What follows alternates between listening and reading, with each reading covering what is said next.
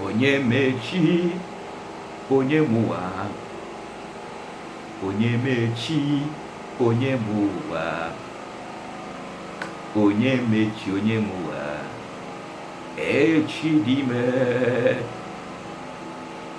mmadụ akọ na mụ, ndụ akọ na mụ, arụ isi ike akọ na mụ, nwa m akọ na mụ, nwunye m akọ na mụ, di m akọ na mụ, nne m akọ na mụ, nna m akọ na mụ, ụmụ nwanne akọ na mụ, enyi m akọ na mụ, ikwu m akọ na mụ, ibe m akọ na mụ, onye mechi onye mụwa, onye mechi onye mụwa, onye mechi onye mụwa, echi dị ime. O nwere onye mechi, o nwere onye mụwa, o nwere onye mifechi ya amụ, echi dị ime. You may think that your position today, ọ maka na ọnọdụ gị dị mma karịa ndị nọ around you today, ọ na position gị ịnọ kịta na onwe ndị ke mma. If you say that na ọ dịgoro gị mma forever, you may feel that there is nothing like you because you are favored today. Ndị niile nọzi around you was nsị ị na-achị ha ọchị, i were ego gị were position na-akparị ndị mmadụ na-eme intimidate to poor. Everybody is nonsense to you. Level have changed. You don't know tomorrow.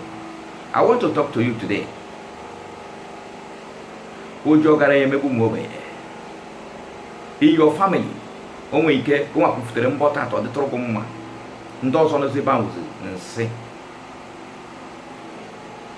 Ebe na-arụ ọrụ ya, any part of place you know, because of you have something in your hand, no if you spend it on now, fegere, ogboga, money. You think that you are God. You want everyone to worship you. I want to tell you a story about great men in the Bible. Somebody the car, Joseph. Joseph was not a rich man, but Chineke in a gift, go she one by one. And the one you man be gift ya right, onyinya mara Chineke nye. Onwe ke utanke ge right protata. Ona garage, ina chi ndozo chi. It may blind. Onwe ke o crash tomorrow. O wuzo onye nke ọzọ. Onye ahụ eto anya, onye ahụ na-emegbu, onye ahụ si no nobody. Wuzo onye nke ya chara. Ka nke Joseph. Remember that Joseph, mgbe nke ya chara, Joseph was searched by a king, Acho, because of the time have come. Akaraka ya chago. Chinwe buni mwe benye enu sa toya.